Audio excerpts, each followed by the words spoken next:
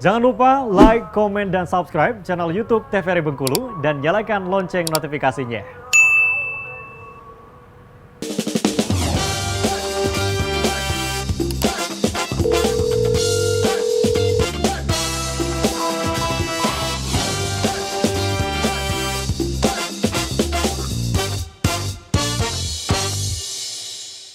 Sahabat sehat, terima kasih Anda masih bersama kami dalam Dokter Kito Bersama Kita Sehat dengan tema kita kali ini membahas mengenai kanker serviks. Tadi sudah disampaikan juga oleh Dr. Else bahwa memang rangkaian penanganan kanker serviks itu ada operasi, terapi, dan lain sebagainya. Itu bagaimana sih dok untuk pasien yang dalam stadium 1, 2 setelah dioperasi, apakah masih bisa hamil lagi apa enggak sih dok?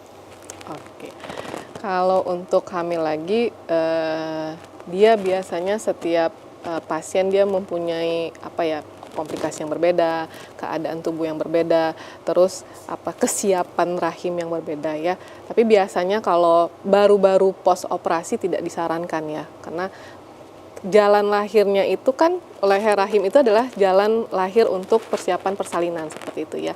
Ditakutkan karena baru pos operasi akan mencederai atau nanti akan ada timbul komplikasi atau perdarahan lainnya. Tetapi apakah bisa hamil? Sejauh ini sih ada pasien yang bisa hamil, tetapi biasanya juga orang yang kanker serviks ini dianya ada metastasis di organ lain seperti itu ya. Jadi harus diobati dulu metastasisnya, baru kalau memang persiapan hamil benar-benar kondisi tubuhnya benar-benar sembuh, benar-benar siap, baru boleh dikonsultasikan ke SPOG-nya lagi.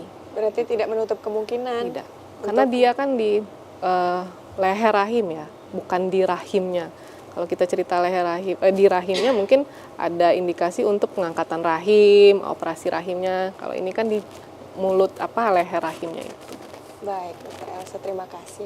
Tadi disampaikan juga bahwa untuk pemakaian vaksin atau pemberian vaksin kepada pasien itu atau penerima vaksin itu di 0, 1, 5, dan sebagainya. Tadi ada jangka waktunya tersendiri. Itu kalau misalnya tidak sesuai runutan waktunya itu akan menjadi seperti apa, Dr. Wenti? Iya, jadi kalau tidak sesuai runutan misalnya dari 0, 1, terus dia skip nih 1 tahun kemudian mau vaksin lagi, harus diulang lagi dari 0 karena rangkaiannya harus runut memang ya, karena kan fungsinya tadi itu untuk melakukan pencegahan dan harus sesuai dengan waktunya. Nah, kalau untuk booster boleh mungkin. Baik, nah tadi kan disampaikan juga oleh dokter Elsa ya bahwa pada saat koas itu melihat banyak pasien yang bahkan saling menguatkan. Nah itu untuk persenannya berapa persen tingkat kesembuhannya pada saat pasien sudah di titik kemoterapi atau sudah di titik-titik pengobatan terakhir begitu dok? Kalau bicara persen saya nggak berani ya, saya nggak berani ya. Hanya saja saya melihat kalau waktu saya koas itu ya, pasien-pasien yang udah dibilang dokter udah stadium 4 gitu ya, udah metastasis paru gitu ya. Tapi saya melihat ibunya enjoy aja gitu. Ibunya selalu berprinsip nggak apa-apa saya jalani. Toh Tuhan itu ngambil nyawa seseorang itu nggak memandang penyakitnya. Kadang kan ada juga orang sehat meninggal kayak gitu. Dia pokoknya saya menjalani apa yang bisa saya jalani, berusaha semaksimal saya. Sembuh ibu itu ya. Walaupun dokter itu pun pernah menyatakan bahwa angka untuk sembuhan seperti itu ya, itu sangat kecil. Tapi memang ada, bukan di film-film ya, tapi saya memang menyaksikan kisah nyata itu, ibu-ibu itu. Bahkan saya, karena saya salut, waktu itu saya sempat sampai tamat pun masih sempat WA, tetapi memang baru setahun kemarin ibu itu meninggal. Tapi meninggalnya bukan kanker serviks, tetapi karena ada tumor juga sih, saya nggak tahu apa metastasis lanjutan dari kanker serviksnya, tapi kanker serviksnya itu memang dinyatakan sembuh oleh dokternya, hanya saja mungkin perlu medical check up, misalnya yang berkala, 6 bulan sekali, kalau nggak salah ya 6 bulan sekali. Nah, meninggalnya kemarin dia ada tumor di lehernya, terus dioperasi. Maksud saya dia meninggalnya bukan karena kanker serviksnya, kemarin itu kanker serviksnya udah tuntas seperti itu.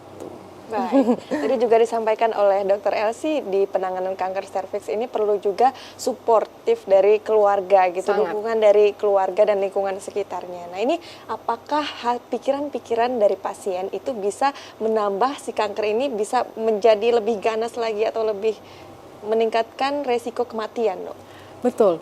Jadi waktu koas itu pasien-pasien kanker ini kan juga dikonsulkan ke spesialis psikiatri ya. Jadi waktu saya koas itu juga mendapatkan ilmu bahwa penyakit dari organ yang kita dapat itu sebenarnya lebih banyaknya adalah dipengaruhi oleh psikis. Jadi orang-orang yang kanker inilah tujuannya dikonsulkan ke dokter psikiater untuk mempengaruhi psikisnya, bukan pengaruhi cuci otak gitu gimana ya, untuk memberikan siraman-siraman atau semangat-semangatnya seperti itu. Ya kita ambil contoh ibu yang tadi aja ya, Dari ibunya semangatnya tinggi. Anaknya itu standby, walaupun nggak bergantian, tapi standby. Saya sangat salut. Jadi mereka itu bawa blender ke rumah sakit. Jadi setiap ibunya kemo itu mereka udah ready untuk membuatkan jus buah bit. Nah, jadi kalau ibu itu dulu buah bit selalu standby. Jadi setiap ibunya selesai kemo, mereka cekokin ibunya buah bit seperti itu ya. Saking keluarganya itu. Terus nanti misalnya istirahat, bapaknya lagi yang gantian kayak gitu. Bapaknya biar dianya abis kemo ini nggak kepikiran mau muntah, nggak kepikiran mau lemas, didoronglah keliling-keliling rumah sakit itu menyapa pasien-pasien lain kayak gitu. Terus ibunya ceria aja abis kemo tuh, saya abis kemo loh tadi katanya, nggak sakit, kamu semangat ya. Padahal saya tahu ibunya itu ada bawaan mual, muntah, lemas abis kemo. Cuman saya lihat semangat pasiennya itulah kayaknya dia yang menyembuhkan dan support dari anaknya, keluarganya, suaminya, itu sangat luar biasa. Baik, luar biasa sekali ya dokter. Terima kasih dokter Elsa, terima kasih dokter Wenti, dan pemirsa juga terima kasih. Itu tadi informasinya. Semoga menambah pengetahuan kita agar kita bisa lebih mawas diri terhadap kesehatan kita ya. Akhirnya pemirsa, saya Julia Hartanti mewakili seluruh kerabat kerja yang bertugas pamit undur diri. Terima kasih atas perhatian Anda. Sampai jumpa, tetap semangat dan sehat selalu.